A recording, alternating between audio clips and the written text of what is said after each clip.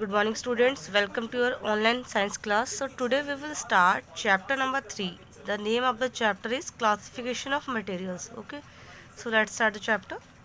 Suppose you have some coins and you have to find out how much money you have or the total value of the coin.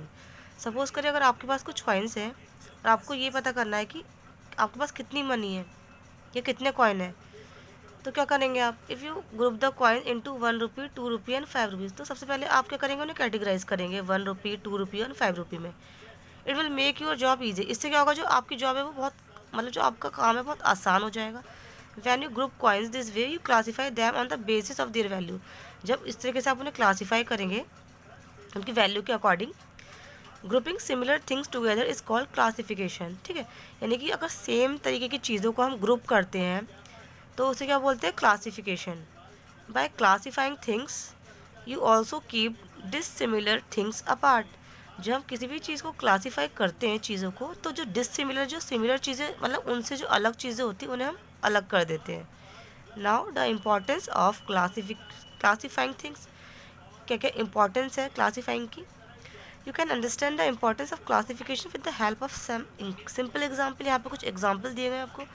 The things in your house और the are the most common example. सब main जो example है, कुछ जो चीज़ें आपके घर में होती हैं वही हैं. यू क्लासीफाई और group them while arranging them. आप उन्हीं को जो है क्लासीफाई या अरेंज कर सकते हैं. You keep the utensil in the kitchen, the books in the study and the beds in the bedroom. जो यूटेंसिल होते हैं हम किचन में उन्हें क्या करते हैं, रखते हैं. जो बुक्स होती है हम उन्हें स्टडी में रखते हैं. जो बेड होता है उसे बेडरूम में रखते हैं ना. You will be very irritative if you found out your shoe on the dining table and the utensil in the drawing room. आपको बहुत ज़्यादा इरिटेशन हो जाएगी अगर कि आपके जो शू हैं वो डाइनिंग टेबल पे रख दिए और जो यूटेंसिल है वो ड्राइंग रूम में रखें. ठीक है, यानी कि हर चीज़ को रखने का एक प्रॉपर तरीका, एक वे होता है. The librarian of your school immediately find the book you ask for because the books are properly classified. जब भी आप लाइब्रेरी में जाते हो तो जो भी लाइब्रेरियन होता है वो इमीडिएटली मतलब एकदम से जो भी बुक आपको चाहिए होती है वो निकाल के दे देता है. क्योंकि वो वहाँ पर जो सारी बुक्स होती हैं वो क्या होती हैं, ग्रुप्ड होती हैं, एक साथ रखी रहती हैं.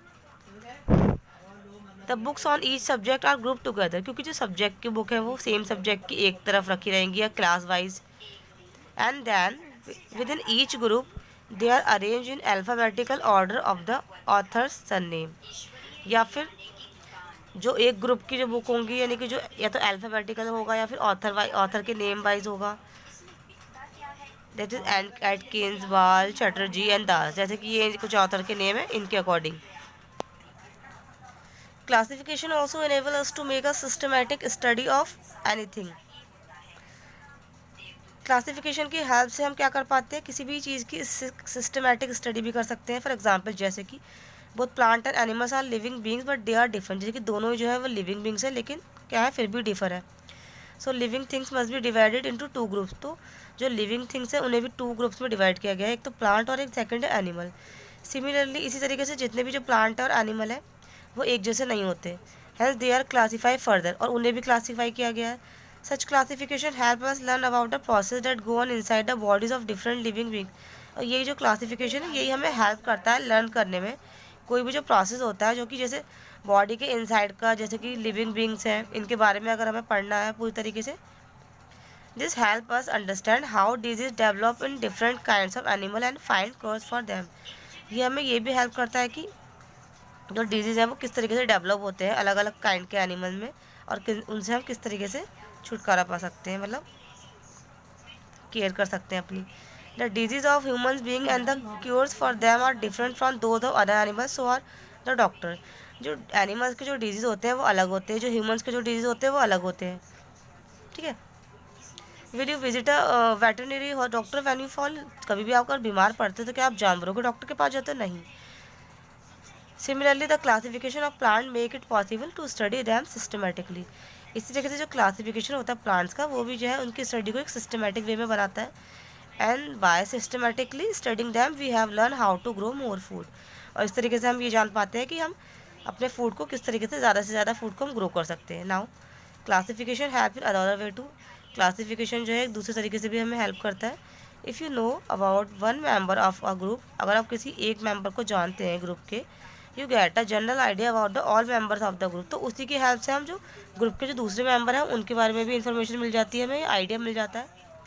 This is how doctor can treat patient. इस तरीके से डॉक्टर है वो भी पेशेंट को ट्रीट करता है without having a study which patient individually. मतलब डॉक्टर जो है वो किसी भी पेशेंट को इंडिविजुअली जो है स्टडी नहीं करता है। This classification necessary to in order. तो क्लासिफिकेशन जो है वो क्यों ज़रूरी है? Have a systematic knowledge of things. तो किसी भी चीज़ की एक सिस्टमेटिक नॉलेज के लिए। Have a general idea about all the members of a group. मतलब अगर हमें किसी भी ग्रुप के मेंबर्स की हमें आइडिया चाहिए उनके बारे में तो उसके लिए भी हेल्प करता है, ठीक है। Know how the members of a group differ from those of other group. या फिर किसी एक ग्रुप के जो मेंबर है वो दूसरे ग्रुप के मेंबर से कितने डिफर है, उसमें भी हमें क्लासिफिकेशन हेल्प करता है। Now how to classify materials. Material को हम किस तरीके से क्लासीफाई कर सकते हैं? You see various things around you. अपने आसपास आप बहुत सारी चीज़ों को देखते हैं, जैसे कि बुक्स है, टेलीविज़न है, टेबल है, चेयर, क्लोथ्स और भी बहुत कुछ। They are made of various material. ये सब जो है अलग अलग मटेरियल से बना है, सच जैसे कि paper, metal, would, cotton, wool and so on. The importance of a material depend upon its utility. जो इम्पॉर्टेंस है मटेरियल की वो उसकी यूटिलिटी पर डिपेंड करता है कि किस तरीके से हम उसका यूज़ करेंगे। Which in turn depends upon its property.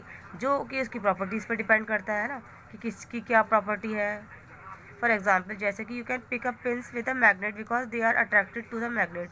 जैसे कि हम पिन्स को जो है मैग्नेट के थ्रू क्या अट्रैक्ट कर सकते हैं, क्योंकि मैग्नेट की वो प्रॉपर्टी है कि वो मेटल को अट्रैक्ट करता है। You can not pick them up with a piece of wood. अब यही जो चीज़ है वो हम एक लकड़ी के टुकड़े से तो कर नहीं सकते, एंड सब अदर मटेरियल या फिर कुछ और मटेरियल से। The property of a magnet to attract things made of steel is put to use in pin holders. ये जो एबिलिटी होती है जो मैग्नेट की थिंग्स को अट्रैक्ट करने की,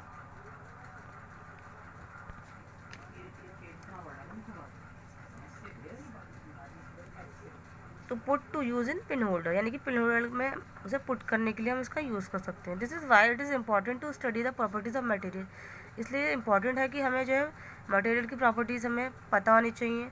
and group similar materials together, और जो सिमिलर मटेरियल है हम उन्हें साथ में रखें। Let us study some of this property. तो यहाँ पे आपको कुछ प्रॉपर्टीज़ दी गई हैं, ठीक है। सो फर्स्ट प्रॉपर्टी है lustre, then smoothness of surface, then transparency and hardness. So ये जो प्रॉपर्टी है वो हम नेक्स्ट क्लास में डिस्कस करेंगे, ओके।